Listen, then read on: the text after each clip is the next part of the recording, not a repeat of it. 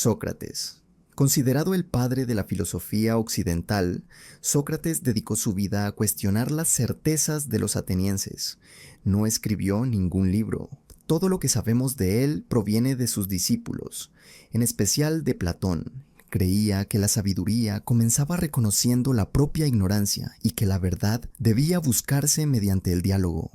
Su método consistía en hacer preguntas que desarmaban los argumentos de los demás, empujándolos a pensar por sí mismos. Fue acusado de impiedad y de corromper a la juventud, condenado a muerte y obligado a beber cicuta. Su serenidad frente al final lo convirtió en símbolo de coherencia moral y amor a la verdad. Platón. Discípulo de Sócrates, Platón transformó la filosofía en una visión total del mundo. Fundó la Academia, la primera institución dedicada al pensamiento racional. En sus diálogos desarrolló la teoría de las ideas. El mundo material es solo una copia imperfecta de una realidad eterna e invisible. En la República imaginó una sociedad justa, dirigida por filósofos que gobernarían con sabiduría. Su famosa alegoría de la cueva muestra cómo la educación libera al ser humano de la ignorancia y lo guía hacia la luz de la verdad. Para Platón, el alma humana pertenece al mundo de las ideas y solo mediante la razón puede regresar a él. Aristóteles fue el alumno más brillante de Platón, pero también su gran crítico. Fundó el Liceo y estableció los cimientos de la ciencia y la lógica. A diferencia de su maestro, creía que el conocimiento comienza con la experiencia y la observación del mundo real. Clasificó los seres vivos, analizó el movimiento, la política y el arte. En ética enseñó que la virtud se encuentra en el equilibrio. El valor está entre la cobardía y la temeridad, la generosidad entre el derroche y la avaricia. Para Aristóteles, el propósito último de la vida es alcanzar la felicidad mediante la razón y la práctica de la virtud. Su influencia perduró más de 1000 años. Confucio. En la antigua China, Confucio enseñó que el orden social debía basarse en la armonía, la educación y el respeto. Vivió en tiempos de caos político y creyó que la estabilidad dependía del comportamiento moral.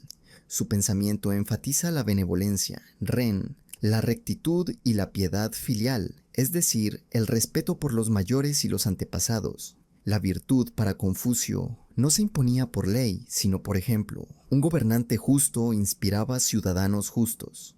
Sus ideas, recogidas en los Analectas, moldearon durante siglos la cultura y la organización del Estado en Asia Oriental. Agustín de Hipona. San Agustín fue el primer gran pensador cristiano que integró la fe con la filosofía clásica. Influido por Platón, sostuvo que el alma es inmortal y que solo en Dios reside la verdad definitiva. En Confesiones narró su propia conversión espiritual, mostrando que el camino hacia Dios es también una búsqueda interior. En la ciudad de Dios, contrapuso la sociedad terrenal, dominada por el egoísmo, a la comunidad celestial regida por el amor. Su reflexión sobre el mal, como ausencia del bien, marcó la teología posterior. En él, la filosofía se convierte en un viaje del alma hacia la luz divina. Tomás de Aquino. En la Edad Media, Tomás de Aquino unió la razón de Aristóteles con la fe cristiana. En su Suma Teológica defendió que la razón puede demostrar la existencia de Dios a través del orden natural del mundo. Propuso 5 vías racionales para probar su existencia y enseñó que las verdades reveladas por la fe nunca contradicen a la razón, porque ambas provienen de la misma fuente divina. Su Ética del Derecho Natural explica que los principios morales surgen de la naturaleza humana y pueden conocerse mediante la inteligencia. Con Tomás, la filosofía se convirtió en una herramienta al servicio de la teología. René Descartes. En el siglo XVII, Descartes inauguró la filosofía moderna. En su búsqueda de certeza absoluta, dudó de todo lo que podía ser falso hasta hallar una verdad indudable. Pienso, luego existo. Desde esa base construyó un sistema racional que separaba mente y cuerpo y sostuvo que el pensamiento era la esencia del ser humano. Defendió el método matemático como modelo de conocimiento y sentó las bases de la ciencia moderna. Su racionalismo inspiró siglos de investigación filosófica y científica, al colocar la razón humana en el centro del saber. John Locke. Figura clave del empirismo inglés, Locke rechazó la idea de conocimientos innatos. Para él, la mente humana nace vacía y toda comprensión proviene de la experiencia. La observación y la reflexión son las fuentes de nuestras ideas. En política, defendió que todos los hombres poseen derechos naturales, vida, libertad y propiedad que ningún gobierno puede violar. Su pensamiento influyó en las democracias liberales modernas y en la redacción de constituciones que aún hoy reflejan su espíritu.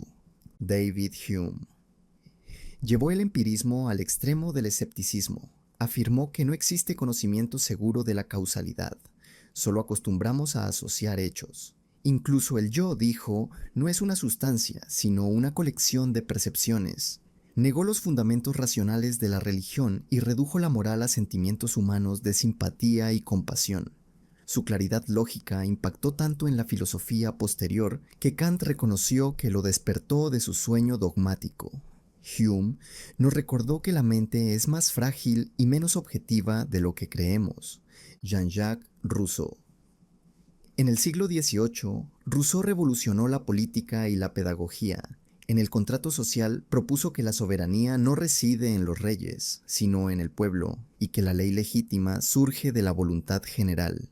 En Emilio defendió una educación natural que respete la libertad y el crecimiento del niño. Creía que el ser humano es bueno por naturaleza y que la sociedad lo corrompe. Su ideal de autenticidad y su crítica a la desigualdad inspiraron tanto la Revolución Francesa como los movimientos democráticos posteriores. Immanuel Kant buscó reconciliar la razón con la experiencia. Sostuvo que la mente no solo recibe información, sino que la organiza mediante estructuras innatas como el espacio, el tiempo y la causalidad. Así, el conocimiento resulta de la combinación entre lo que percibimos y lo que la mente aporta. En ética formuló el imperativo categórico: actuar solo según máximas que puedan convertirse en leyes universales. Kant defendió la autonomía moral y la dignidad del ser humano como fines en sí mismos. Su influencia definió los límites del conocimiento y el deber moral modernos. Georg Wilhelm Friedrich Hegel consideró que la historia es un proceso racional donde las ideas evolucionan a través del conflicto. Su método dialéctico, tesis, antítesis, síntesis, describe el avance del espíritu hacia la libertad y la autoconciencia.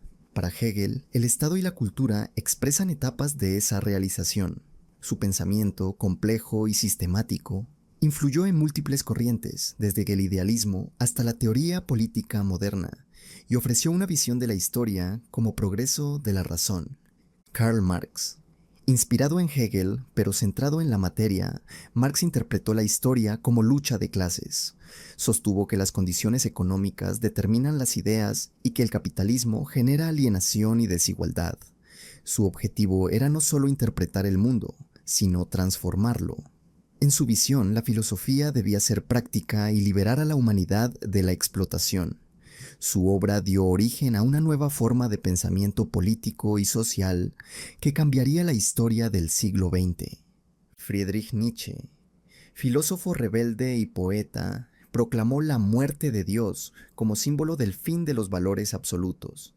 Denunció la moral tradicional por negar la vida y propuso el ideal del superhombre, capaz de crear sus propios valores.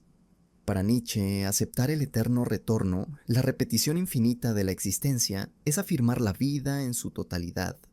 Su crítica a la verdad, la religión y la moral influyó en el arte, la psicología y el existencialismo del siglo XX. Ludwig Wittgenstein. En el siglo XX, Wittgenstein redefinió la filosofía al centrarse en el lenguaje. En su primera etapa sostuvo que el mundo se compone de hechos que el lenguaje refleja mediante proposiciones lógicas. Más tarde, comprendió que el significado depende del uso. Las palabras adquieren sentido dentro de los juegos de lenguaje de cada comunidad. Su obra mostró que muchos problemas filosóficos nacen de malentendidos lingüísticos. Con él, la filosofía se volvió una herramienta para clarificar el pensamiento, no para crear sistemas cerrados.